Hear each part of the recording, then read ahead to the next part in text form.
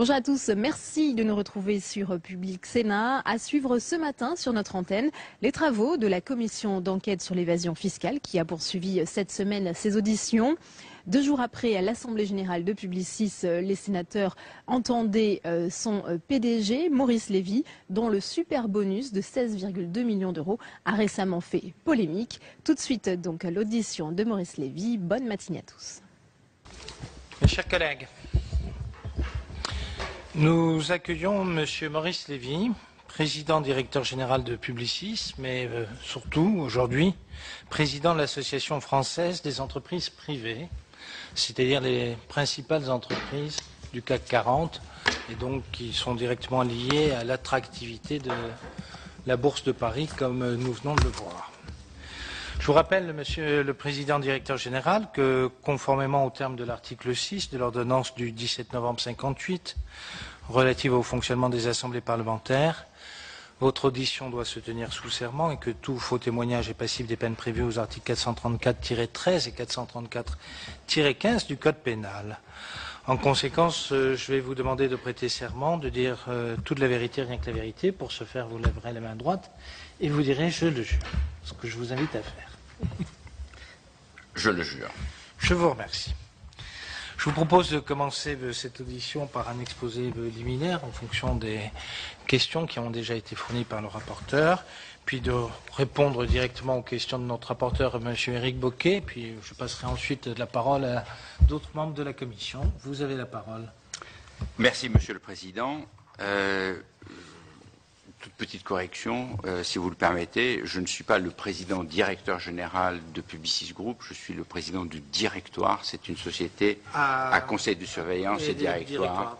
Donc, mes pouvoirs sont limités et ne sont pas tout à fait les mêmes que ceux d'un président directeur général. Je le dis juste pour ordre, puisqu'il s'agit de dire la vérité, autant le dire également sur le titre. Vous avez raison, nous étions mal renseignés. Non, c'est pas un problème, c'est... Comme les sociétés à conseil de surveillance et directoire sont peu nombreuses, par extension, de manière générale, je suis appelé président directeur général, mais j'apporte la précision. Je tiens aussi à préciser, si vous le permettez, que je ne suis pas du tout un spécialiste de la fiscalité et que, fort heureusement pour moi, je ne connais rien à la fraude, sauf pour la chasser quand je la trouve au sein du groupe Publicis.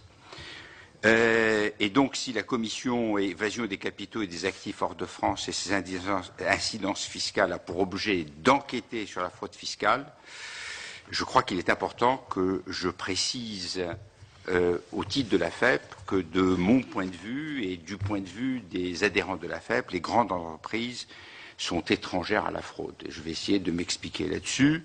Et que les grandes entreprises sont au contraire unanimes à condamner la fraude. Et je peux prendre beaucoup d'illustrations de codes de déontologie qui existent dans les entreprises, mais à commencer par celui de Publicis, où nous avons un code extrêmement clair qui s'appelle Janus, parce qu'il s'agit d'une part de veiller à la direction et à l'éthique, et d'autre part de sanctionner. Donc il y a les deux visages, et nous avons un certain nombre d'indications régulières sur ce que doit être le comportement de nos collaborateurs à travers le monde. Donc il est important de clairement condamner tout amalgame entre fraude et grandes entreprises, et je tiens à le faire de manière très claire. En quelques mots, ce que je vous propose de faire, c'est de définir le rôle de la FEP, qui est peut-être pas très bien connu, de parler à un instant des spécificités et des enjeux d'avenir des grandes entreprises, le positionnement des grandes entreprises soumises à la multiplicité des impositions dans différents pays, et la fiscalité pour demain, avec quelques pistes, si cela peut vous intéresser, d'avoir le point de vue du président de la FEP. Les adhérents de la FEP, qui sont-ils? La FEP regroupe à peu près une centaine, 97 ou 98, des plus grandes entreprises exerçant leur activité en France. Les effectifs employés par ces entreprises à travers le monde s'élève à 5,8 millions de personnes. C'est donc quelque chose d'assez important. Pour un chiffre d'affaires annuel de 1 500 milliards d'euros et la capitalisation boursière des entreprises françaises s'élève au 31 décembre 2011 à peu près 800 milliards d'euros. C'est dire un peu le poids de ces entreprises. Au-delà des adhérents de la FEP, un mot sur les grandes entreprises. Qui sont-elles? C'est d'abord un acteur indispensable du tissu économique français.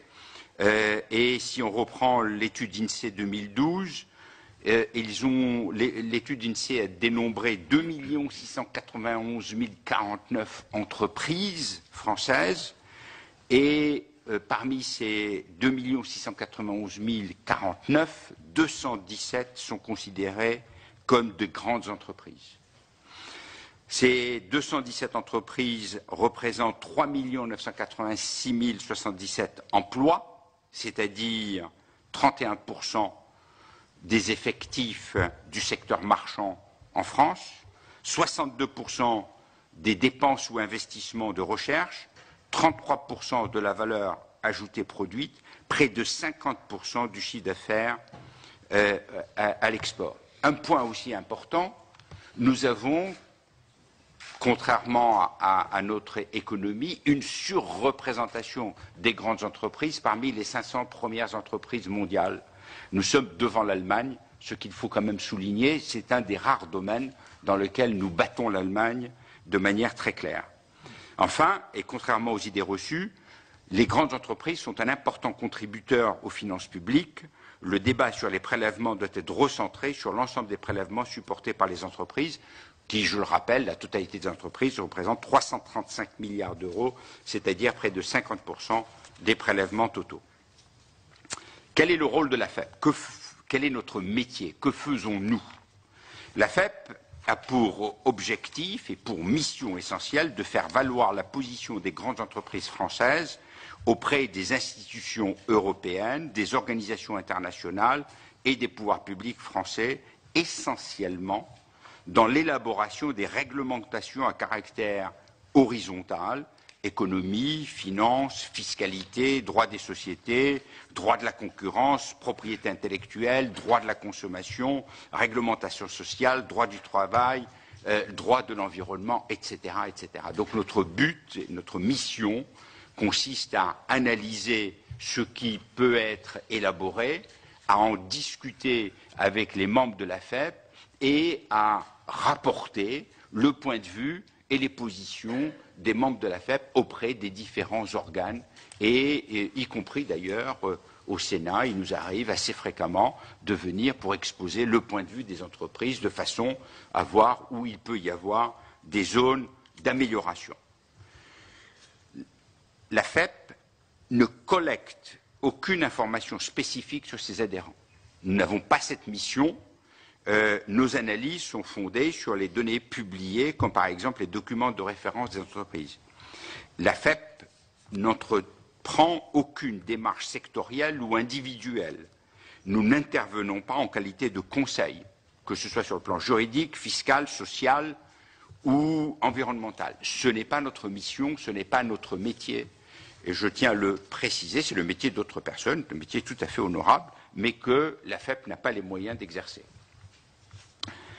Si on se penche un instant sur les grandes entreprises de manière générale, elles ont pour vocation de se développer tant en France qu'à l'étranger. La conquête de nouveaux marchés étrangers implique d'ailleurs une implantation locale. Nous nous battons, et elles se battent de manière générale, sur le marché mondial pour accroître leur part de marché. Le siège des grandes entreprises est en France, leurs décisionnaires sont en France, mais les marchés d'aujourd'hui et de demain, hélas, et on peut le regretter pour une certaine part, sont ailleurs, en Chine, au Brésil, en Inde, et donc leurs lieux d'implantation sont dans ces pays, puisqu'il faut accompagner les clients et conquérir les marchés locaux. Si je prends l'exemple de Publicis, nous sommes présents dans plus de 109 pays, soit au travers de sociétés que nous contrôlons, soit au travers de représentations avec des entreprises qui nous représentent. C'est l'équivalent d'une formule de franchise ou d'affiliation. La France représente aujourd'hui 9% du chiffre de Publicis. 91% de notre chiffre est réalisé hors de nos frontières. Tout l'état-major se trouve en France.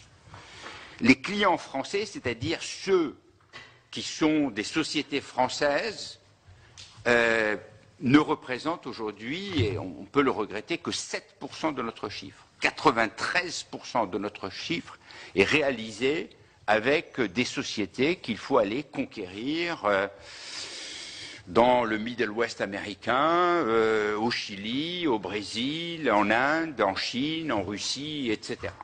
Et nous sommes d'ailleurs extrêmement vigilants sur le choix des clients, puisque pendant des années d'ailleurs, nous avons refusé de travailler avec des clients locaux dans un certain nombre de pays, tant nous n'étions pas assurés de la sécurité des opérations. Quelles sont les motivations d'une implantation locale? Le client est local. Il est inséré dans un tissu et dans le métier que nous faisons, nous devons nous-mêmes nous insérer dans ce tissu culturel. Et d'ailleurs, nous avons comme mot d'ordre à Publicis, vive à la différence. C'est-à-dire qu'on est, et c'est ce qui a fait une partie de la réussite de Publicis, nous avons d'emblée reconnu que la mondialisation devait se faire sur les différences culturelles et la reconnaissance culturelle de chacun des pays et de chacune des régions. Et c'est ainsi que nous avons réussi à battre ceux qui proposaient une homogénéisation qu'on pourrait qualifier d'américanisation. Et dans certains cas, citer un exemple, où nous avions gagné un client extrêmement important sur l'ensemble de l'Europe, et à un moment donné, ce client nous a dit, écoutez, on a besoin de vous au Kazakhstan. Il dit, désolé, Kazakhstan, on ne connaît pas, on ne sait même pas très bien où c'est sur la carte. Il dit, c'est pas très compliqué, vous êtes au Kazakhstan, vous perdez notre collaboration. Et ça a été simple. Il fallait immédiatement que nous trouvions un partenaire au Kazakhstan. Nous ne sommes pas installés par nous-mêmes, et nous avons choisi un partenaire qu'ensuite nous avons racheté. Mais c'est ainsi que nous avons pu maintenir la collaboration avec ce client. Et pour reprendre l'expression utilisée par un de nos très grands clients internationaux, quand j'avais été le voir pour lui dire il nous faut 10 ans pour installer le Publicis au plan mondial, il m'a dit écoutez, la mondialisation c'est simple, on y est ou on n'y est pas, c'est comme être enceinte. Vous êtes ou vous n'êtes pas enceinte. Si vous n'êtes pas mondial, vous ne nous intéressez pas.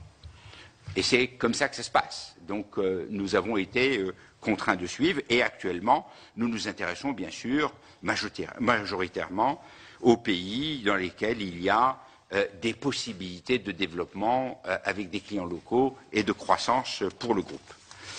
Nous nous implantons localement. Et cette implantation locale implique une imposition locale. Nous sommes donc sujets à imposition locale et conformément au droit local et au droit international, les entreprises payent l'impôt sur les bénéfices du pays dans lequel elles réalisent leurs bénéfices. Et en ce qui concerne l'exemple de Publicis, toutes les filiales américaines payent sur les bénéfices réalisés aux États-Unis l'impôt fédéral et l'impôt des États. Et ceci représente des sommes assez considérables. En Chine, le groupe paye sur toutes les transactions entre 5 et 9% de business tax. Il y a une question qui revient régulièrement sur la notion de optimisation fiscale. Autant l'aborder de manière très claire. La fiscalité est une charge. Source d'attention au même titre que toutes les charges et dans la perspective du maintien de la compétitivité de l'entreprise. Nous ne faisons pas d'opérations destinées à faire de l'optimisation pour de l'optimisation. Soyons clairs là-dessus, c'est quelque chose qui n'appartient pas à notre vocabulaire et qui n'appartient pas à notre façon de faire. Et en revanche, nous regardons, bien entendu, notre taux. Et je dois vous dire que la première fois que j'ai eu à le regarder, je ne savais même pas ce que c'était. Je lisais un rapport d'un analyste qui parlait de l'ETR de Publicis. Je me demandais ce que pouvait bien être notre ETR. J'ai appelé notre directeur financier, je lui ai dit, mais qu'est-ce que c'est que cette histoire? On a un ETR, c'est quoi, etc. Effective Tax Rate. C'est-à-dire quel est le taux effectif d'imposition. Et ce taux fait l'objet d'analyses de tous les analystes financiers et qui les regardent et qui les comparent. Et si je prends un exemple très simple, notre taux effectif d'imposition est de l'ordre de 29%. Mon plus grand concurrent, qui est britannique, il n'est plus britannique, lui, il a la nationalité britannique, il est même sœur, mais sa société a déménagé récemment à Dublin à un taux de 24%. Il a donc 5 points d'amélioration de son résultat, simplement par le fait qu'il a un taux effectif d'impôt inférieur. Omnicom, alors ça c'était WPP, Omnicom a un taux de presque un tiers, IPG qui est le concurrent américain de 26% et puis Havas de 23%. La charge d'impôt comptabilisée par le groupe fait l'objet d'un audit régulier annuel par les commissaires aux comptes et par tous nos auditeurs. Nous avons des règles extrêmement précises et c'est vérifié aussi bien au plan du contrôle interne que du contrôle externe. Il y a un point très important, c'est qu'en fait, pardon de le souligner de cette façon-là et de manière extrêmement claire, mais je crois qu'il faut dire la vérité et toute la vérité, s'il existe un problème de différentiel de taux d'imposition et s'il existe un sujet sur ce plan, c'est bien parce que les États se sont organisés pour cela, y compris au sein de la communauté européenne, de l'Union européenne. Si on regarde les choses, il faut bien voir, il y a des annonces, des placards entiers qui sont faits par ces pays pour dire qu'il y a un certain nombre d'avantages de compétitivité, que ce soit les routes, que ce soit le climat, les écoles, le bien-être et l'imposition. Et on a, vous le connaissez, l'Irlande, pour prendre cet exemple, eh bien, ça a attiré WPP, qui était une société britannique installée à Londres et qui a transféré son siège social pour des raisons strictement fiscales. Et ça a été annoncé comme tel par le CEO de WPP en disant « c'est à l'avantage de mes actionnaires, je me dois de le faire ». Et il y a un certain nombre d'autres cas où on ne peut pas dire que cette compétitivité est le fait d'États laxistes. Si je prends l'exemple de l'Allemagne, l'Allemagne a modifié sa fiscalité et elle a privilégié une assiette beaucoup plus large et un taux plus réduit. Et de ce fait, elle a un taux fédéral sur les sociétés que relativement faible puisqu'il se situe à 15%. Le Royaume-Uni vient d'annoncer un plan sur la réduction des impôts qui vont passer de 24 en 2011, 23 en 2012 à 22 en 2013. Et puis, ils viennent de créer, c'est intéressant, la Patent Box qui impose au taux de 10% les redevances des brevets. Donc, il est intéressant de loger les brevets en Grande-Bretagne puisque c'est dans l'intérêt de l'actionnaire. Quoi qu'il en soit, la dimension fiscale, il faut bien le voir, pour les entreprises appartient à l'ensemble des données qui sont à la disposition d'un chef d'entreprise quand il doit prendre une décision pour s'implanter dans un pays. Et il regarde les infrastructures, le système éducatif, les salaires horaires, la capacité de former ou de développer la main-d'œuvre, ce sont les éléments principaux, et puis accessoirement, mais seulement accessoirement, des éléments comme la fiscalité. Plus important, et il le regarde avec attention, toute la partie juridique et sociale, parce que, dans certains cas, c'est un fatras difficile pour certaines entreprises, notamment les entreprises américaines, et ne parlons pas des entreprises chinoises qui, elles, d'abord ne parlent pas le droit romain et qui, en plus, se trouvent confrontées à un monde qui leur est totalement étranger. Et ce que je voudrais aussi souligner très rapidement, je vous le promets, c'est ce qui se passe dans les pays que j'ai appelés il y a un peu plus d'1 an, non plus émergents, mais submergents. C'est-à-dire ce qu'on appelle généralement les BRIC. Il faut savoir qu'ils se donnent une certaine liberté par rapport aux règles de l'OCDE et qu'ils décident de règles qui n'ont strictement rien à voir avec ce qui est approuvé et admis par l'OCDE et décident de taxations qui sont en contradiction avec y compris les conventions internationales. Alors je vais vous donner, je ne vais pas reprendre tout le détail, mais je vous communiquerai le texte électroniquement, c'est ce que vous m'aviez demandé, donc on le fera, mais je vais vous communiquer 2 éléments qui sont quand même très, très intéressants, enfin peut-être 3. Le premier, c'est nous, Publicis, donc je prends ma casquette Publicis, nous avons tous nos effectifs de gestion du groupe installés en France.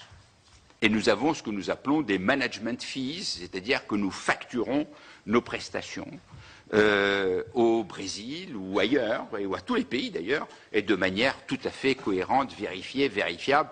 Et il faut soumettre je ne sais combien de documentation aux administrations fiscales locales parce qu'elles nous contestent toujours, pensant que nous pompons les profits réalisés dans le pays pour alléger la charge fiscale et que nous les rapatrions en France. Donc, on doit le justifier, etc. Ce sont des prestations techniques qui sont absolument certaines et qui ne souffrent pas de critiques. Cependant, les Brésiliens ont considéré que ça méritait un impôt à la source, 15%, et 25% d'impôts et de charges diverses, 40%. Ce qui fait que nous, l'entreprise française, nous recevons que 60% de ce que nous facturons alors que nous devons recevoir normalement les 100%.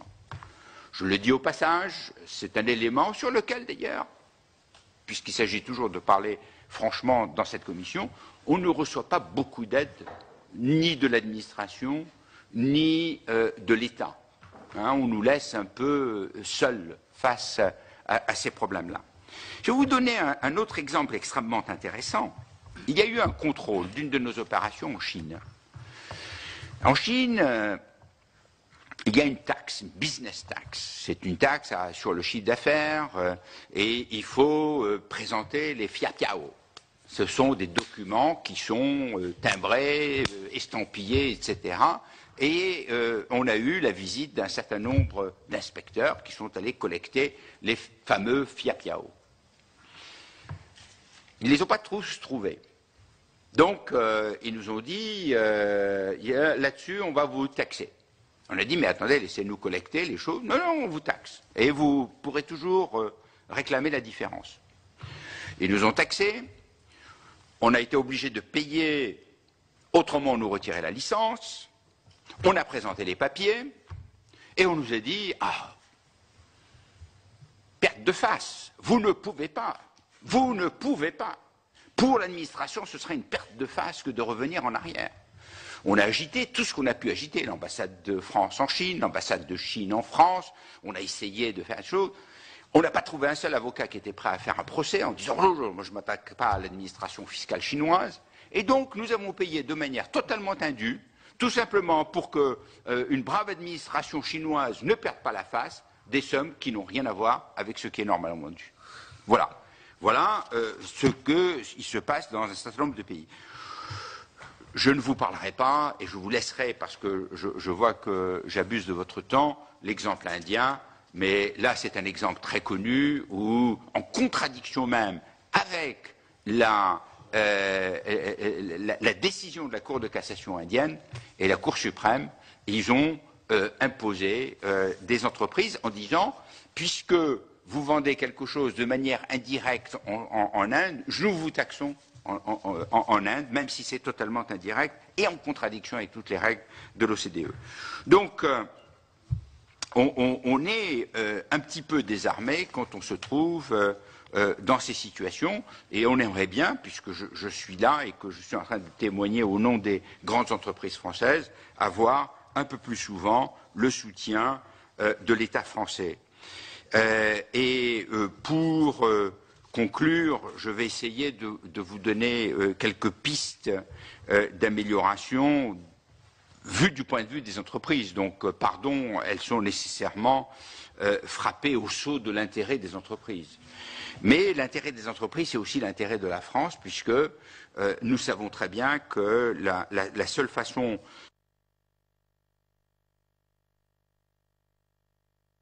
qu'on soit plus compétitif et qu'on réussisse à créer des activités plus conséquentes en France.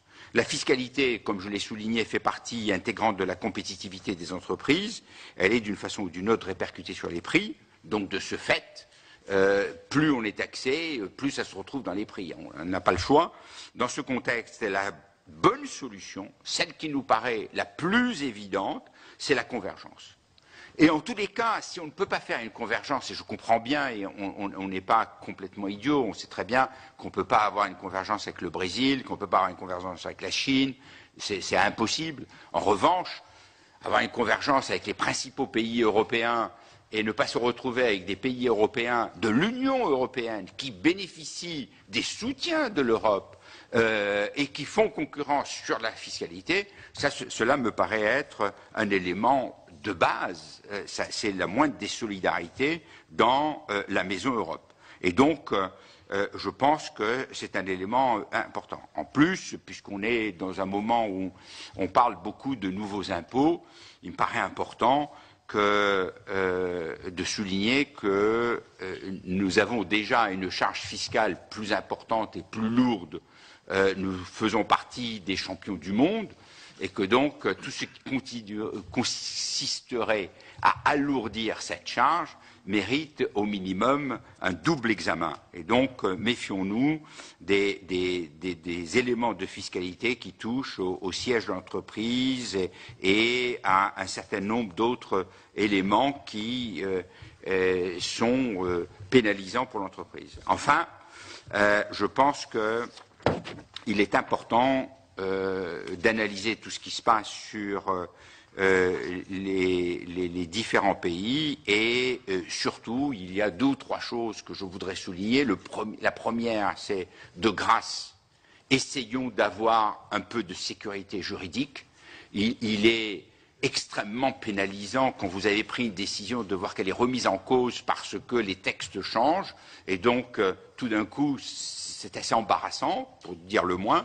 La deuxième chose, évitons la rétroactivité. On a un peu trop fait appel ces 15 dernières années à la rétroactivité, je dirais même un peu plus que cela, alors qu'il fut un temps où c'était un territoire sacro-saint et extrêmement respecté. Ce qui était généré avant ne faisait pas l'objet de nouvelles taxations. Et enfin, essayons, comme ça existe dans un certain nombre de pays, de développer des relations avec l'administration qui seraient empreintes d'esprit de collaboration et non pas d'esprit de méfiance. Et je pense que si il y avait cet esprit de collaboration, comme ça existe dans certains pays. Dans certains pays, ce n'est pas seulement le rescrit qui est mis, qui fait l'objet de conversations, mais c'est même sur certaines décisions, on dit on s'apprête à prendre telle décision, que nous conseillez-vous, comment voyez-vous les choses, quels sont les risques, etc. Et donc, c'est quelque chose qui serait extrêmement utile pour le bien de l'économie française. Voilà, pardon, j'ai été un peu long, mais il y avait 2 casquettes, il fallait donc que je remplisse les 2 sujets. La tâche est importante, Monsieur le Président, et il fallait être complet. Donc, nous avons bien compris le message.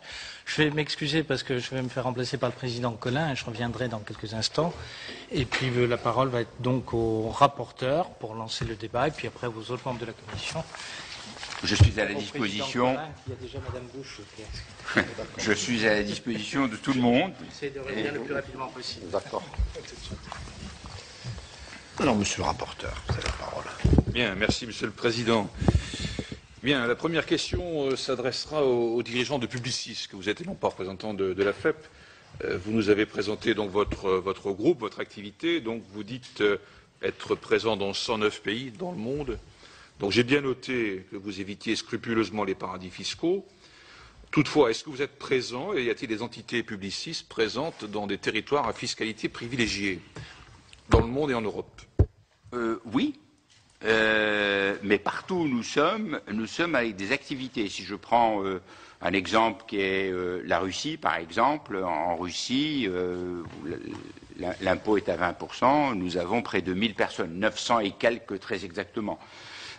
Si je prends l'Irlande, nous avons quelques agences, mais qui ne fonctionnent que sur l'Irlande. C'est-à-dire que nous n'avons pas d'extraterritorialité. Nous ne sommes pas dans un pays, prenons l'Irlande, qui servirait des clients en France, en Angleterre, en Allemagne ou ailleurs. Partout où nous sommes, nous servons des clients internationaux localement ou des clients locaux. Donc, si l'idée est que serait, enfin derrière la question, monsieur le rapporteur, l'idée serait est-ce que vous vous installez dans un pays pour éviter ou optimiser la fiscalité? La réponse est non. Bien, deuxième question. Alors, on a ce débat régulièrement, un peu moins ces dernières semaines, mais dans les premières auditions de cette commission, le débat revenait régulièrement entre optimisation et fraude fiscale. Donc, vous nous avez expliqué que vous pratiquiez l'optimisation, mais quelle serait, à vos yeux, la pratique frauduleuse fiscalement? À partir de quel moment tomberait-on dans la fraude fiscale, à vos yeux? Non, je n'ai pas dit que nous pratiquions l'optimisation. J'ai dit, à propos de l'optimisation, laissez-moi souligner ce que sont les taux. Nous ne pratiquons pas. Alors, si l'optimisation consiste à faire des manips, pour parler français, des combinaisons, de manière à transférer des activités, réduire les investissements, faire des opérations compliquées, etc., dont le seul but est de réduire l'impôt, la réponse est claire. Nous ne faisons pas ça. Donc, et je le dis sous serment. Et donc la fraude, à vos yeux, commencerait à quel moment? Pour moi, la fraude est très simple. C'est que quand on fait de manière intentionnelle une opération pour ne pas payer l'impôt qui est dû. Voilà. C'est une définition un peu barbare, basique, je ne sais pas la définir juridiquement, mais je la définis de manière concrète, ce serait ça la fraude. Donc pas d'entité dans les territoires offshore, c'est ce que vous nous dites. Clairement, nous n'avons pas d'entité. Pas de compte non plus. Pas de compte non plus, non, pas de compte. Et je peux même vous donner un exemple assez amusant. Il y a quelques années, nous avons décidé, il y a, je sais pas, 4-5 ans, de créer une société financière parce que nous traitons énormément d'argent, puisque si notre chiffre d'affaires est de l'ordre de 6 milliards d'euros, enfin le revenu, ceci représente la marge brute d'autofinancement. Le volume d'affaires que nous traitons est de l'ordre de 60 milliards d'euros. Donc on a une idée en tête. Et donc quand il a fallu créer une société financière de manière à bien gérer les flux financiers, nous avons eu des conseils, et un conseil nous a dit il faut l'installer en Irlande. Et j'ai refusé. J'ai dit non, je ne veux pas l'installer en Irlande, elle sera installée en France. Et pour deux raisons, une raison idiote de patriotisme d'entreprise, et puis une raison par rapport à la suspicion générale. Je me suis dit, oh là là, évitons qu'on vienne même nous soupçonner d'avoir fait quelque chose uniquement dans ce but-là. Donc les choses sont d'une grande clarté. Je reviens sur l'exemple que vous avez cité de ce concurrent britannique qui a, lui, choisi précisément des cieux fiscaux plus cléments, à savoir l'Irlande. Quel est votre jugement par rapport à cette démarche, par conséquent? Nous avons été interrogés à ce sujet, y compris par des actionnaires, et nous avons même été interpellés. Je veux dire qu'au moment où ça s'est passé il y a quelques années, c'était le gouvernement Brown. Et le gouvernement Brown avait augmenté la fiscalité pour les sièges. Et donc, à ce moment-là, un certain nombre d'entreprises britanniques, plus ou moins visibles, ont décidé de quitter Londres. Je reviendrai d'ailleurs sur un sujet important. Elles ont décidé de quitter Londres et la société la plus visible, à cause non pas de son poids, mais de ce que représente une entreprise de communication dans le milieu.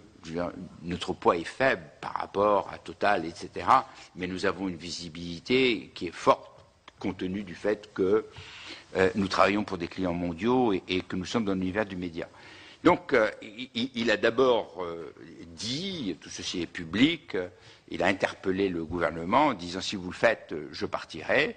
Le gouvernement l'a fait, ce qui est normal, et il est parti, et il a justifié ça, et il a fait des assemblées générales extraordinaires pour le transfert, et il a même fait une opération assez compliquée, puisqu'il s'est installé partiellement à Dublin et partiellement à Guernesey. Je ne sais pas trop le détail de ces opérations, parce que ça m'a l'air assez sophistiqué, et à ce moment-là, on m'a posé la question. Beaucoup d'investisseurs m'ont demandé que comptez-vous faire. Je dis moi je compte rien faire. Je pense premièrement que si nous sommes ce que nous sommes, nous le devons au pays qui a accueilli notre développement et qui nous a permis de nous développer quand nous n'étions pas grand-chose, donc la France. Et je pense qu'il est normal que nous contribuions à l'effort national. Donc là-dessus, ma position a été d'une grande clarté vis-à-vis des actionnaires et je l'ai défendue publiquement. Une dernière question avant de passer la parole à ma collègue Corinne Bouchoux. Il me semble, Monsieur Lévy, que vous avez été l'un des signataires de l'appel des 16 en 2011. Je n'ai pas été l'un des signataires, j'ai été à l'origine. À l'origine. Non pas de l'appel des 16, mais j'ai écrit effectivement une tribune dans Le Monde qui est parue à peu près simultanément avec celle de Monsieur Warren Buffett, bien que je l'avais adressée au Monde avant que celle de M. Warren Buffett ait pris sa position.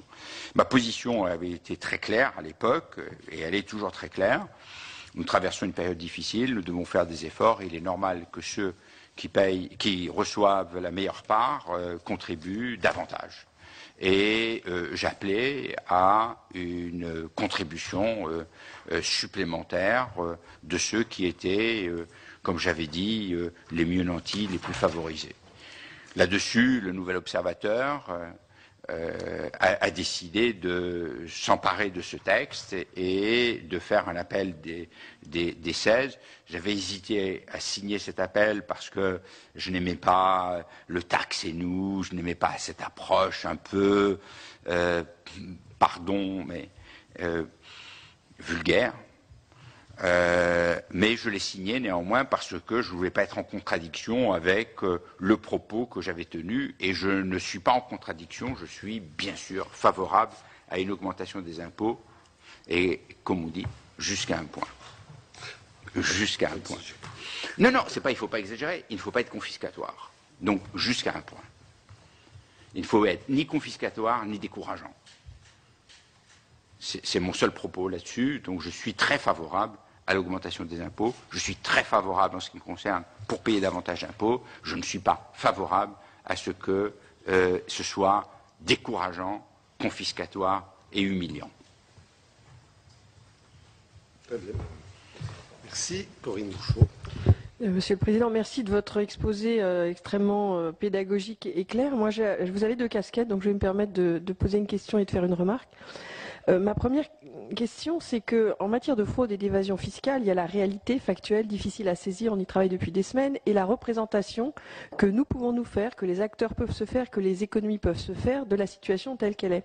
Et une députée européenne que j'ai beaucoup croisée ces derniers temps me disait, il y a un peu deux types de pays, et qui a beaucoup travaillé sur ces questions, elle me disait, il y a deux types de pays pour aller vite, les pays latins, où le rapport à la norme est un petit peu flou, on va plutôt chercher la transgression. Et puis les pays nordiques où, pour tout un tas de raisons historiques, culturelles, on va être plus rigide, plus strict et où on peut supposer que la fraude et l'évasion fiscale soit sont moins importantes, soit sont plus réprimées. Et donc, au titre de vos compétences qui sont grandes dans le domaine notamment de la communication, des représentations et votre connaissance des grandes entreprises françaises, je me demandais comment effectivement on pouvait faire en sorte que peut-être, à tort, à raison, je suis très prudente, mais l'image d'un certain nombre d'entreprises en France passe de de la catégorie des pays latins à la catégorie des pays nordiques en termes d'image de vertu? C'est ma première question. Et ma deuxième question, vous avez, je pense que c'était à dessein, donné l'exemple extrêmement compliqué de la Chine, où on a un système qui évolue tous les 6 mois. Nous, on parle d'un système qui évolue tous les ans. En Chine, c'est tous les 6 mois. Ça évolue suivant les régions. Vous pouvez entamer un processus commercial avec un système de taux et 3 semaines après, on vous l'a changé. Donc, je dirais, la Chine est un maquis et c'est très compliqué. Pour autant, c'est un pays qui, par des moyens sur lesquels on peut avoir des réserves, lutte de façon très énergique contre la fraude, puisque, vous le savez comme moi, la fraude fiscale est punissable de la peine de mort dans un certain nombre d'États en Chine, voilà, comme ça. Et donc, je voulais savoir votre réflexion sur, effectivement, la façon la plus démocratique et la plus saine qu'il y avait à faire rentrer les acteurs économiques d'un système de transgression vers un système de respect des normes et qui limite la fraude et l'évasion fiscale, même si vous l'avez bien montré, un point de différentiel au niveau du taux, quand on travaille sur 60 ou 100 milliards, évidemment, un point de plus ou un point de moins, ça fait beaucoup d'argent, ça on peut le comprendre. Je vous remercie. Ce sont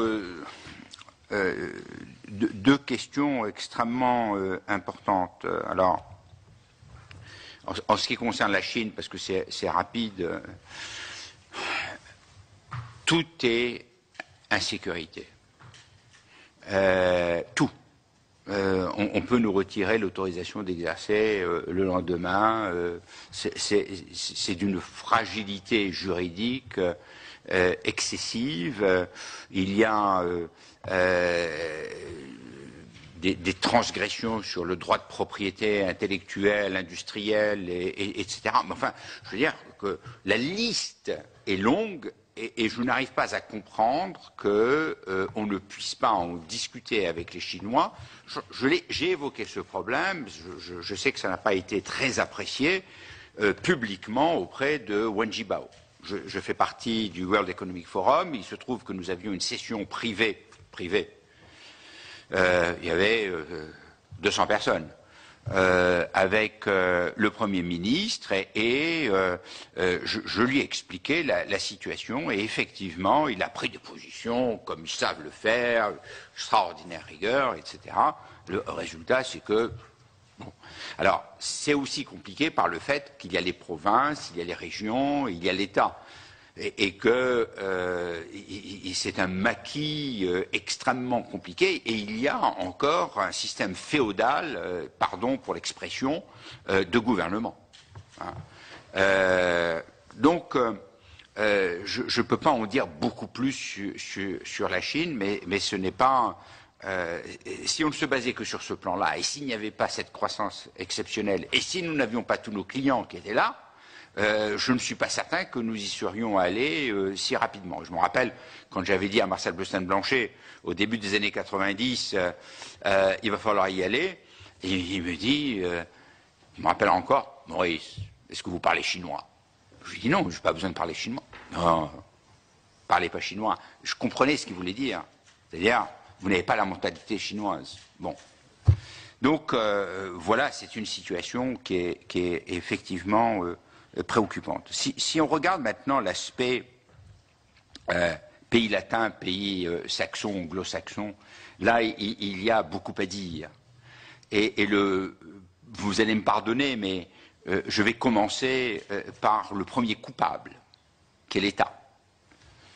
Les différents gouvernements qui se sont poursuivis depuis des décennies, hein, pas 10 ans, pas 15 ans, pas 20 ans, et qui ont d'abord évité de parler de payeurs de taxes, et qui parlent de contributions, et qui essayent d'ailleurs de masquer, et qui expliquent qu'il faut sortir des gens de l'assiette, et que c'est pas bien de payer l'impôt, donc on sort des gens de l'assiette parce que c'est bien socialement, au lieu de dire qu'il est bon socialement, même si c'est une toute petite contribution, de l'élargir et de montrer que c'est un devoir. Or là, il y a une espèce de volonté, mais toutes les lois, enfin toutes les lois, pas toutes, mais de très nombreuses lois, déclaration du ministre des Finances à la télévision ou du président de la République, cette année il y a 1 million de contribuables en moins, et on s'en réjouit. Non, évidemment, quand on dit ça, on provoque nécessairement le fait que contribuer n'est pas bien, puisqu'on les sort de la contribution. Il aurait été de loin préférable de dire, bon, il faut aider ceux qui ne peuvent pas contribuer. Donc il y a une petite assiette, il y a une petite taxe, et puis ceux qui n'ont pas les moyens, on les aide par de la redistribution. C'est tout le système de redistribution qui fonctionne si bien en France.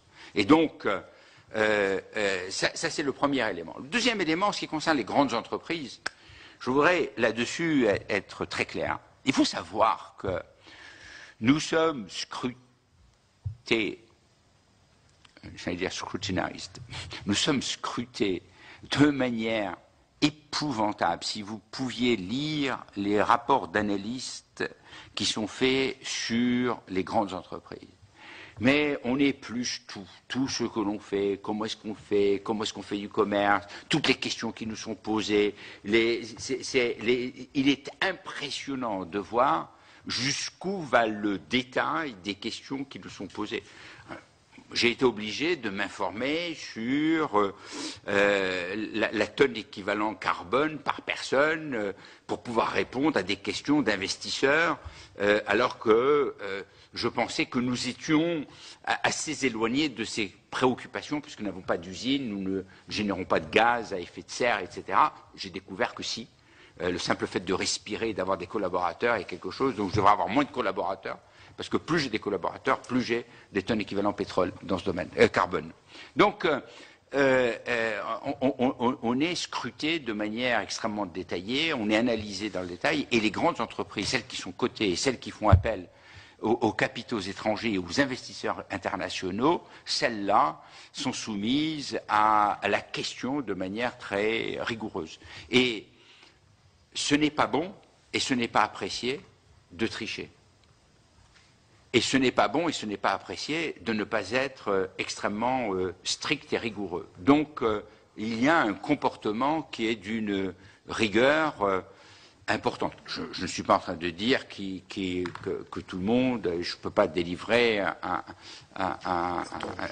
ni un carton rouge, ni un carton vert, mais je sais de manière générale, c'est cela la situation de nos entreprises. Et aussi longtemps que l'on ne saura pas en France trouver des réponses au manque de capitaux, on sera dans une situation extrêmement fragile. Il se trouve que un investisseur et une association nous ont posé la question de la manière dont les capitaux de Publicis étaient détenus, le capital de Publicis était détenu, et malheureusement, ce n'est pas très différent des entreprises du CAC 40. 59% de nos capitaux sont détenus par des investisseurs étrangers. Et heureusement que nous avons encore la famille, les salariés qui détiennent une part du capital. Autrement, on serait plutôt à 65 ou 70%. Donc, sur les grandes entreprises, le problème se pose peu.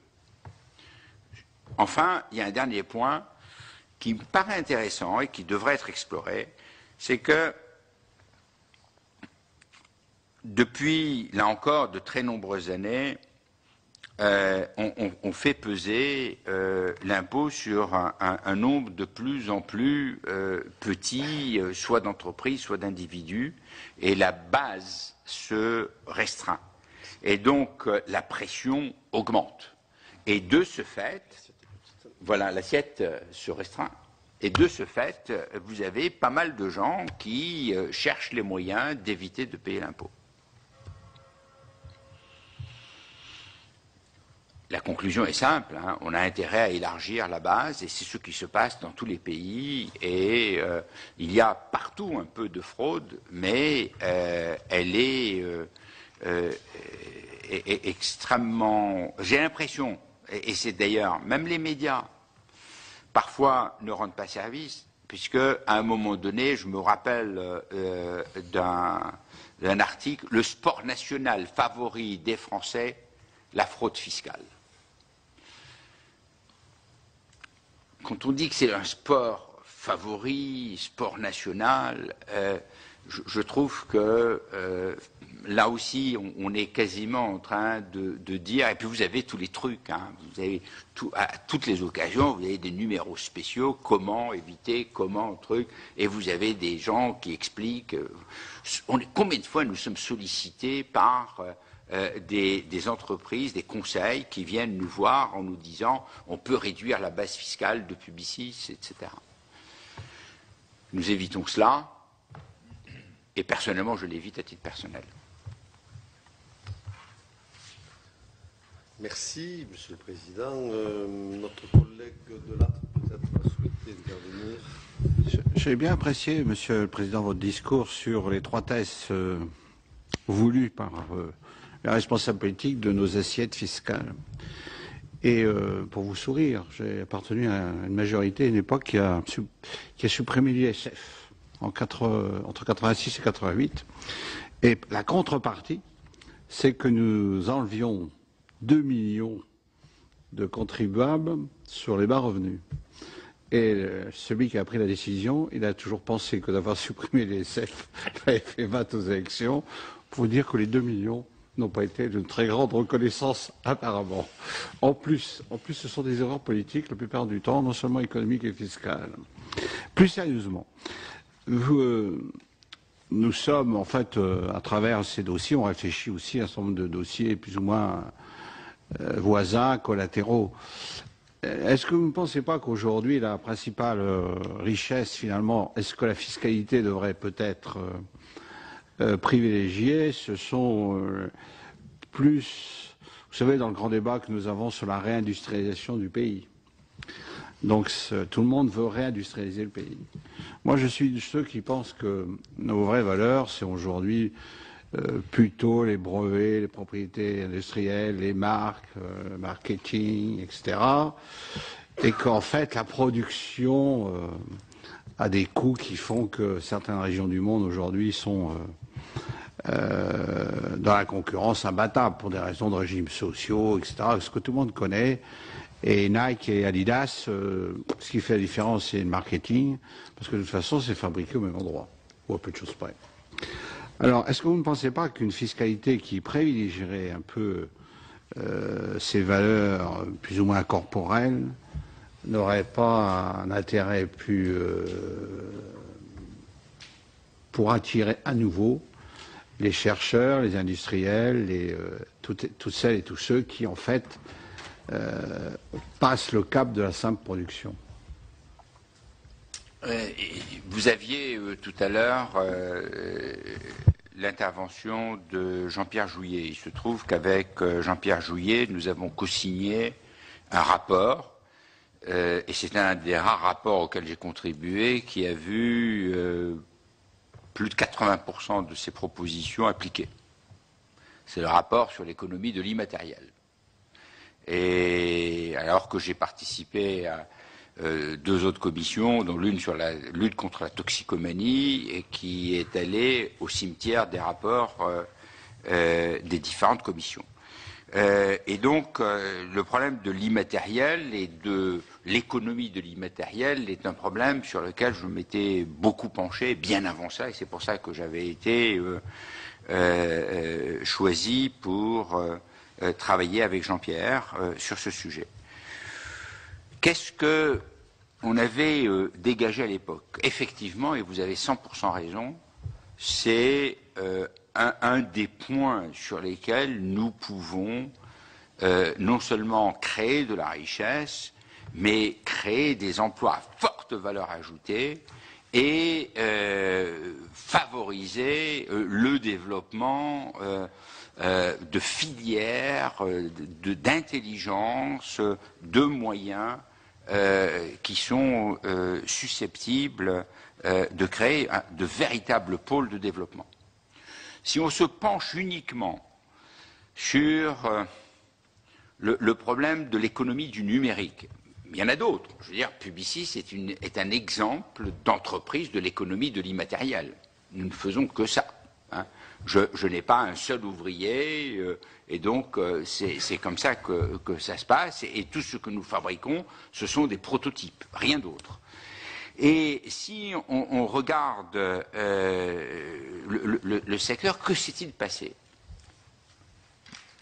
Le premier moteur de recherche au monde a été créé par des Français. La première plateforme au monde pour des enchères a été créée par des Français. Et je pourrais continuer. Pourquoi est-ce que ces Français, qui ont été suffisamment géniaux pour inventer cela, et il faut souligner, je ne veux pas être personnel, mais j'ai fait une partie de mes études aux États-Unis et j'ai mes 3 fils qui ont fait des études aux États-Unis après avoir fait les grandes écoles françaises. Quand ils sont arrivés, pardon, mais ils étaient dans le premier 1%. Pas le premier 2%, pas le premier 5%, le premier 1%, en maths et en physique. Donc nous avions, et nous avons toujours, une excellence dans ce domaine, peut-être qu'elle est contestable aujourd'hui, mais ces talents-là sont rares et sont bien supérieurs à ceux qui existent dans d'autres pays. Nous avons souffert de quoi et nous souffrons de quoi? Le premier point, nous n'avons pas de capitaux. C'est comme ça, c'est ainsi. Nous ne savons pas mobiliser les capitaux. Le deuxième point, sur le capital risque, nous avons une culture qui est risque adverse, comme diraient les Américains. Je vais m'expliquer là-dessus. Il y a des films, il y a des tas d'histoires qui racontent cela. Vous avez quelqu'un qui arrive à un moment donné dans une banque, il explique son projet. En France, on lui dit bon, c'est quoi la garantie? Aux États-Unis, on lui dit tiens, je vais te prêter de l'argent. 8 fois sur 10, 7 fois sur 10, ils perdent les banques. 3 fois sur 10, ils gagnent. Et ils gagnent beaucoup. Prenez l'exemple des fonds d'investissement private equity aux États-Unis, dans la Silicon Valley, et vous demandez comment ça fonctionne. Et si ça vous intéresse, à l'occasion, je serai très heureux de vous ménager les contacts. C'est comme ça. Sur 10 investissements, il y en a un qui est brillant. Généralement, ce n'est pas un, c'est 1 sur 100 plutôt. Hein, peut-être même 1 sur 1000 qui fait un Facebook ou un Google. Un qui est brillant. 2 ou 3 qui sont bons, voire très bons. 5 qui sont totalement déficitaires. Et puis 1 ou 2 qui sont moyens. Voilà, c'est à peu près comme ça que ça se passe. Et il y a cette culture du risque. Nous avons une culture adverse au risque. Et c'est un problème culturel français. Nous avons d'autres choses qui sont excellentes. Il se trouve que là-dessus, nous avons ce problème-là. Et pourquoi est-ce que nous avons ce problème? Parce que nous n'avons pas assez de capitaux. Nous aurions plus de capitaux, ce serait plus facile. Et je vais encore souligner un point qui me paraît important, puisqu'il s'agit de publicité. J'ai eu, à la suite de l'économie de ce rapport, j'ai eu l'idée de créer un fonds dédié, disant il faut absolument. Alors j'ai d'abord essayé de convaincre des gens, en disant écoutez, faites-le, hein, c'est pas mon métier, je ne suis pas un financier, etc. Et donc je suis allé voir beaucoup de financiers pour leur dire je pense que c'est quelque chose d'intéressant, je pense que c'est porteur d'avenir, et je pense que vous avez intérêt à le faire. Je n'ai pas été entendu, je n'étais probablement pas assez bon pour défendre le dossier, et je suis prêt à le croire. Alors j'ai dit, très bien, dans ce cas, je vais le faire. Et je suis allé voir et Didier Lombard et Stéphane Richard, puisqu'ils étaient dans la situation où l'un était président, l'autre directeur général, je leur ai exposé l'idée, ils ont dit tout de suite oui. Mais instantanément, en disant c'est une bonne idée, faisons-le. Et nous l'avons fait, et nous avons une équipe, nous avons d'ailleurs investi dans une structure spécifique, de manière à ce que ce soit totalement déconnecté de Publicis et d'Orange France Télécom, pour que ce ne soit pas perturbé par les intérêts de l'un ou de l'autre. Et c'est une société indépendante dans laquelle nous avons 49% et qui fait des investissements avec trois domaines, ce qu'on appelle, pardon, c'est comme ça que ça se dit, c'est en anglais, le early stage, donc c'est le début, c'est pas tout à fait à l'initiation de l'idée, quand l'idée est initiée, à ce moment-là, c'est ce qu'on appelle les business angels qui donnent un peu de sous, ce que les Américains appellent friends and family. Et puis ensuite, early stage, c'est l'idée, elle a commencé à prendre forme. Ils ont eu de quoi faire 2 ou 3 présentations, le début d'une idée, etc., réunir quelques associés, et là, on donne de l'argent. Ensuite, il y a la possibilité de faire un investissement moyen de 2 à 3 millions. Et puis après, il y a ce qu'on appelle les growth. Et là, on peut faire des investissements de 20 à 30 millions. Nous avons mis 75 millions sur la table. France Télécom Orange a mis 75 millions sur la table.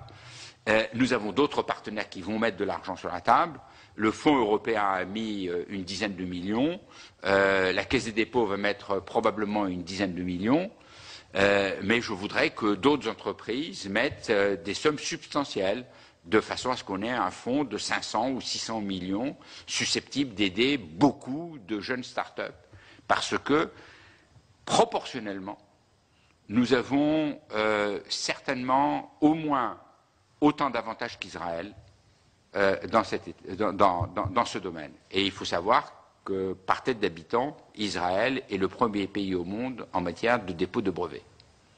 Et qu'il dépose plus de brevets et il contribue davantage à la valeur ajoutée, d'après ce que disent les gens, que ce soit Google, que ce soit Facebook, que ce soit Apple, ou que ce soit Microsoft, ou Intel, ou Cisco.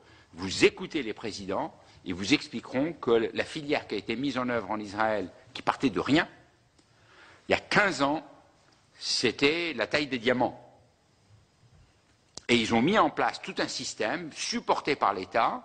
Toute l'étude figure d'ailleurs dans le rapport sur l'économie de l'immatériel que nous avons fait. Et on explique très bien comment est-ce qu'on peut réaliser cette opération. Tout y est.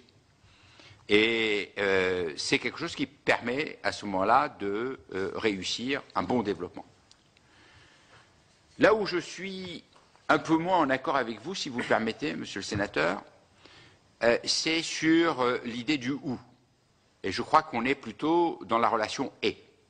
Je crois qu'il faut investir dans ce secteur et investir prioritairement dans ce secteur parce que c'est porteur d'avenir, mais je crois que nous devons tout faire pour réindustrialiser la France parce que, de toute façon, nous sommes un pays de plus de 60 millions d'habitants et que nous n'aurons jamais une économie qui reposera uniquement sur la brillance des nouvelles technologies, de la génétique ou de toutes ces voies nouvelles de développement. Et qu'il nous faut donc trouver les moyens d'avoir une assise industrielle forte. À ce sujet, je dois souligner, parce que je crois que c'est important, même si des fois ce nom ne doit pas être prononcé facilement, mais en 1993, avec Raymond H. Lévy, qui était à l'époque, qui était encore président de Renault, et Dominique Strauss-Kahn, qui terminait ses fonctions au ministère de l'Industrie, nous avons créé le Cercle de l'Industrie, et dont l'objet était de développer l'image de l'industrie en France, de la défendre auprès de Bruxelles et de faire en sorte que l'industrie soit un peu mieux appréciée. Je vais vous confier juste... Pardon, d'accord, on est d'accord alors. Pardon, on est d'accord. Je vais juste faire une anecdote, si vous le permettez, parce qu'une fois encore, on voit bien la culture. Nous avons voulu faire une opération avec des entreprises qui faisaient une opération porte ouverte et qui en même temps faisaient une exposition et un débat au Carrousel du Louvre, et nous avons voulu avoir des élèves. Et nous voulions des élèves d'université, des étudiants, nous voulions des élèves de grandes écoles, encore des étudiants, et nous voulions des élèves de lycée et de collège, y compris de collège technique, bien sûr. Le drame, le temps perdu, plus d'1 an de négociations avec des instituteurs, des professeurs, l'éducation nationale qui ne voulaient pas lâcher leurs enfants et qui ne voulaient pas venir avec rencontrer des entreprises. Depuis, les choses ont changé. Depuis, beaucoup de choses ont changé, ça s'est nettement amélioré, je tiens à le dire. Mais c'était incroyable, nous étions la peste. C'était totalement tabou de venir, oser dire, écoutez, ce serait bien que ces jeunes têtes viennent dans toute leur diversité, rencontrer des patrons, voir ce que c'est qu'une industrie, et visiter des usines, visiter des stands, et essayer d'avoir un dialogue. Mais alors, on a fini par réussir, et ceci grâce à quoi? À l'intervention de Dominique Strauss-Kahn, qui a fait, il n'était plus ministre, qui vraiment, de manière massive, il est intervenu, et nous avons eu des classes entières qui sont venues, essentiellement de collèges techniques, mais quelquefois de collèges et de lycées, et les enfants c'était formidable, ils étaient heureux comme tout. Oui, je reconnais. Je le dis, pas assez vite, pas autant qu'on aimerait, mais il y a des progrès très sensibles qui ont été faits. Pardon, je m'enflamme un peu, mais... Non, mais c'est bien. C'est très intéressant. Merci, Monsieur le Président. Est-ce que je peux me permettre de vous poser une question à mon tour? Pouvez-vous nous indiquer combien d'entités recouvrent les 98 entreprises que vous représentez? Combien y en a-t-il en France? Combien y en a-t-il à l'étranger? Et les évolutions d'aujourd'hui traduisent-elles un progrès de l'internalisation des chaînes de valeur? Avez-vous une idée du poids de la variable fiscale dans ce processus? Alors là, ma réponse est... Je ne sais pas. Je ne sais pas.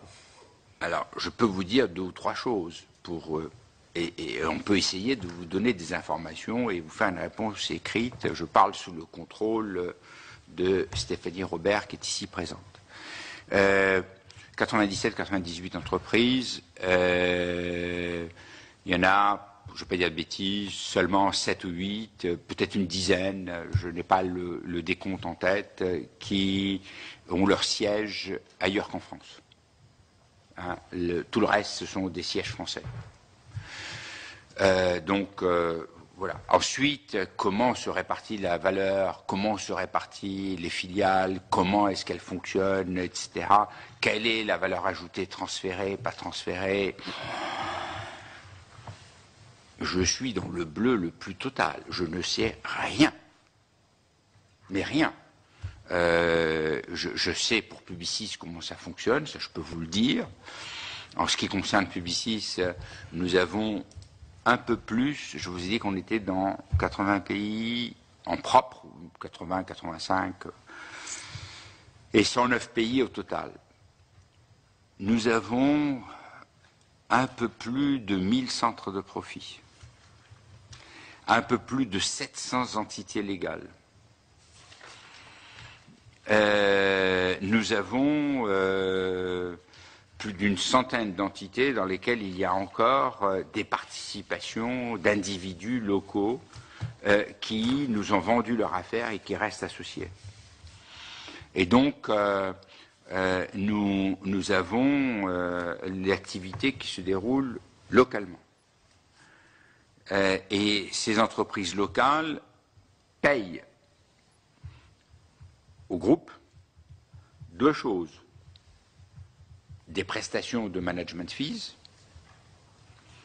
et donc le concours qu'on apporte, etc., tout ce que l'on fait, et ce qu'on appelle des coordination fees, qui sont pour des clients. Alors ça dépend où les clients sont installés. Près des clients, il y a un centre de coordination et nous nous assurons que la stratégie du client est bien suivie partout. Nous avons des équipes qui sont basées à Paris et ces équipes sont facturées partout dans le monde. Voilà comment est-ce que nous fonctionnons. Et tout est hyper documenté, tout est hyper clair et nous sommes soumis à des contrôles fiscaux épouvantable dans tous les pays parce que tout ce que nous facturons dans un pays est d'emblée et quasi automatiquement contesté. À partir du moment où ça s'appelle management fees, où ça s'appelle coordination fees, où ça s'appelle quoi que ce soit, honoraire de je ne sais pas quoi, de support ou de prestation, et instantanément, nous avons des questions de la part du fisc local qui nous dit « mais attendez, est-ce que ce n'est pas quelque chose pour prélever de la substance qui a été générée dans ce pays et pour échapper à l'impôt local ?» Voilà. Et donc, nous documentons tout ça de manière extrêmement rigoureuse. Je pense d'ailleurs que pour les très grandes entreprises, celles qui ont une collaboration internationale, elles sont toutes forcées d'avoir une documentation extraordinairement précise quand il s'agit des transferts, quand il s'agit des prix de transfert pour la technologie, la matière première, les travaux intermédiaires, etc. Merci, Monsieur le Président. Oui, une petite précision dans une interview que vous avez donnée au mois d'avril. Donc je pense en tant que président de la FEP, vous parlez de 250 entreprises qui représentent 27% des emplois, Oui. 34% de la valeur ajoutée, 53% des exportations et 62% de la recherche et développement. Ça, ce sont les entreprises adhérentes de la FEP ou vous parlez des 250 entreprises françaises? Je suppose que ces chiffres, entreprises françaises. voilà, et ces chiffres viennent d'où? C'est parce qu'ils sont très forts comme chiffres. Oui, et là-dessus, j'avais donné tout à l'heure des chiffres légèrement différents, voilà, qui sont ceux de l'INSEE. C'est des sources INSEE.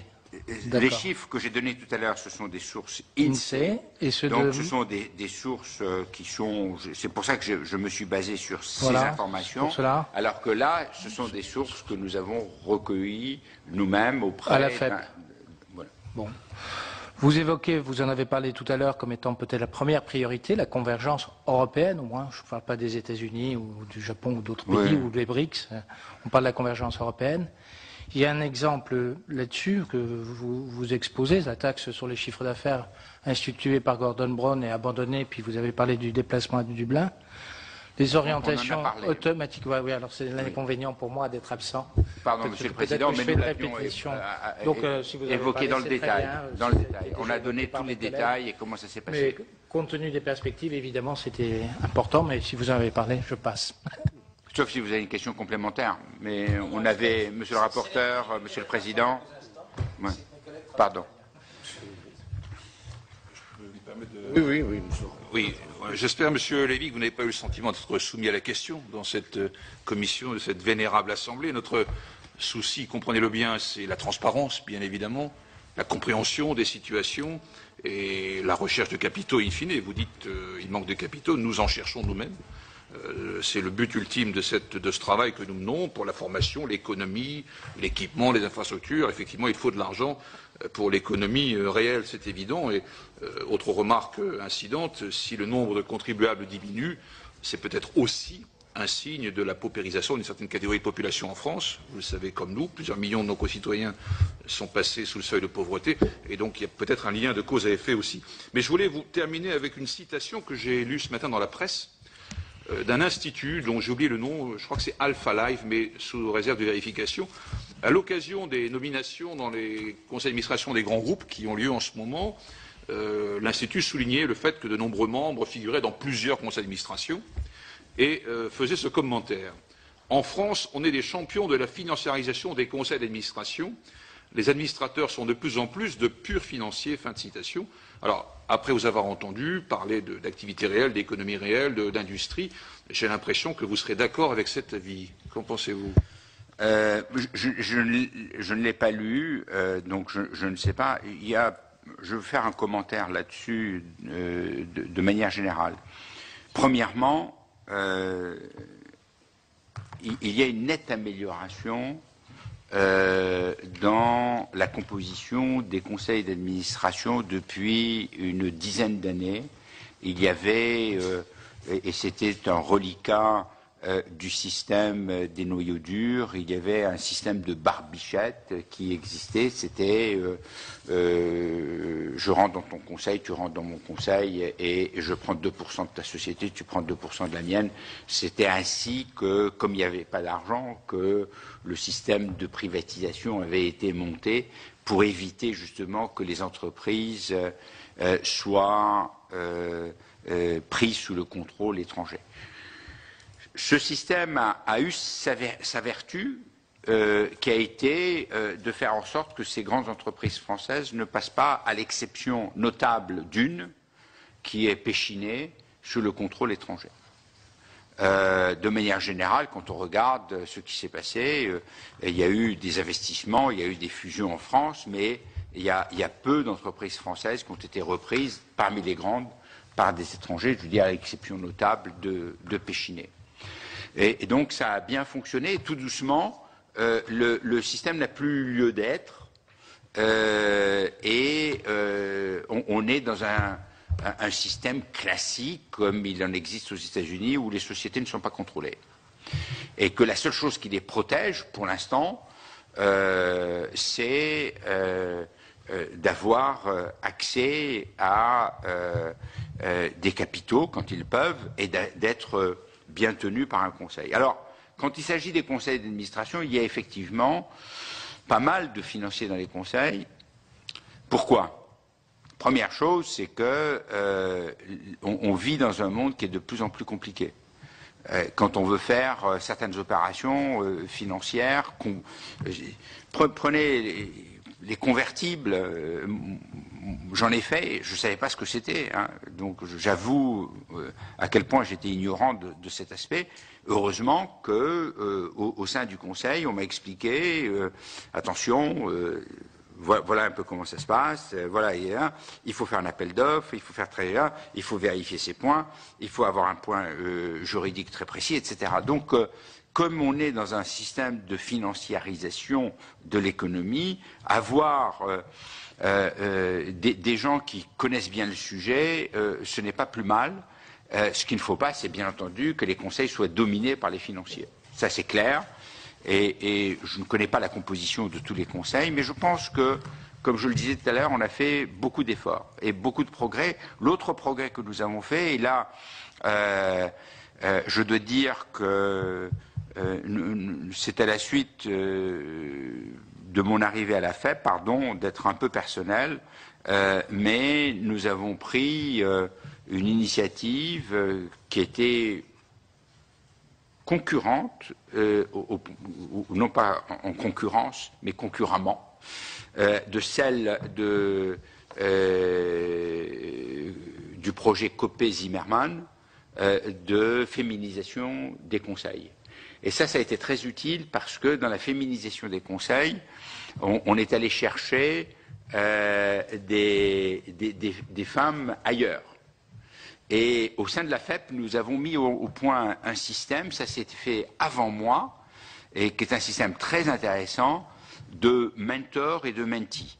Et donc, il y a des potentiels, des femmes qui sont susceptibles de devenir demain membres de conseil, qui sont prises en charge par des chefs d'entreprise, qui les mentorent pendant un certain temps, et qui ensuite les parrainent pour rejoindre des conseils d'administration. Et là, il y a quand même, ça a provoqué deux choses, rajeunissement, ce qui n'est pas plus mal. Je sais que si je disais ça aux États-Unis, je serais passible d'un procès en discrimination. Je le précise parce que j'ai eu ce procès sur le dos. Dans une note, j'avais dit il faudrait songer à rajeunir. J'ai eu immédiatement un procès.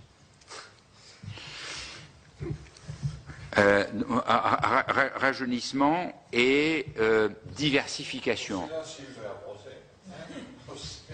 Hein? Je pensais qu'on a assisté. Mais moi, j'ai constaté que le Sénat s'était largement rajeuni. Et féminisé un peu. Mais largement rajeuni. 22%, je vous rassure, Monsieur le Président. 50% à Publicis, madame. 50%. 50%, et nous avons été, il y a 3 semaines de cela, nous avons reçu un prix aux États-Unis. Nous sommes dans ce qu'on appelle les Fortune 500, la société au conseil d'administration le plus féminisé. Et je dois vous dire que ça ne s'arrête pas là.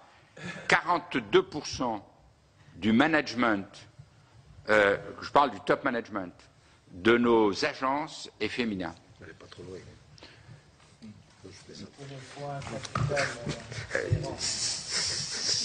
C'est enregistré, là. Moi j'ai entendu, hein. Moi j'ai entendu, mais je ne cafeterai pas. Je me permettrais de rappeler le questionnaire, Monsieur le Président. Si vous pouviez répondre aux dernières questions qui n'ont pas été évoquées au sein de cette commission, nous serons heureux de recevoir les réponses écrites. Bien, monsieur. Monsieur le rapporteur, merci. Monsieur le Président, merci. Je vais peut-être rendre la présidence à notre président titulaire. Voilà, Bernard, encore merci. Merci. Bien, merci, mesdames et messieurs, de votre patience. Et pardon si par moment vous avez eu le sentiment que je mettais un peu de chaleur dans mon exposé. Il faut. Merci.